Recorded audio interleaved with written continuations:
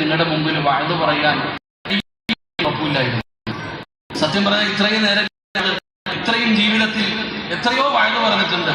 എൻ്റെ ജീവിതത്തിൽ രണ്ടാമത്തെ പ്രാവശ്യമാണ് വഅദ് പറയുമ്പോൾ എനിക്കൊരു സന്തോഷം തോന്നിയ ഒരു നിമിഷം. ഞാൻ കുറേ കാലങ്ങൾക്ക് മുമ്പ് പയ്യന്നൂരിന് സ്ഥലത്ത് വഅദിന് വേണ്ടി വന്നു.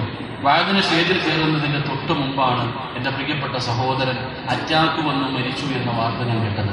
എൻ്റെ ജ്യേഷ്ഠൻ മരിച്ചു എന്ന വാർത്ത കേട്ടപ്പോൾ സംഘാടകർ ഉൾപ്പെടെ പറഞ്ഞു ഉസ്താദിനെ വീട്ടിൽ കൊണ്ടുപോകാൻ. ഞാൻ പറഞ്ഞു ഇല്ല, ഞാൻ വഅദ് പറഞ്ഞിട്ടേ പോകും.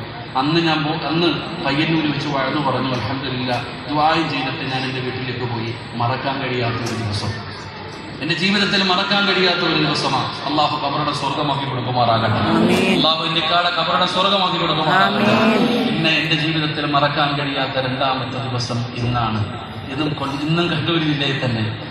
കണ്ണൂർ ജില്ലയിൽ തന്നെ ഞാൻ വഅദിന് വരുന്നതിന് വേണ്ടി സ്റ്റേജിലേക്ക് വരുന്നതിൻ്റെ തൊട്ടുമുമ്പ് എൻ്റെ പ്രിയപ്പെട്ട ഉമ്മ മരണപ്പെട്ടു പോയി. അള്ളാഹു സ്വർഗം കൊടുക്കുമാറാകട്ടെ. അള്ളാഹു ഖബറുടെ വിശാലമാക്കി കൊടുക്കുമാറാകട്ടെ. എൻ്റെ ഉമ്മയുടെ മരണവാർത്ത കേട്ടിട്ടാണ് ഞാനിന്ന് വഅദിന് കയറിയത്. എൻ്റെ പ്രിയപ്പെട്ട ഉമ്മ, അൽഹംദുലില്ലാ എൻ്റെ ഉമ്മയ്ക്ക് അല്ലാഹു സ്വർഗം കൊടുക്കുമാറാകട്ടെ. എൻ്റെ ഉമ്മ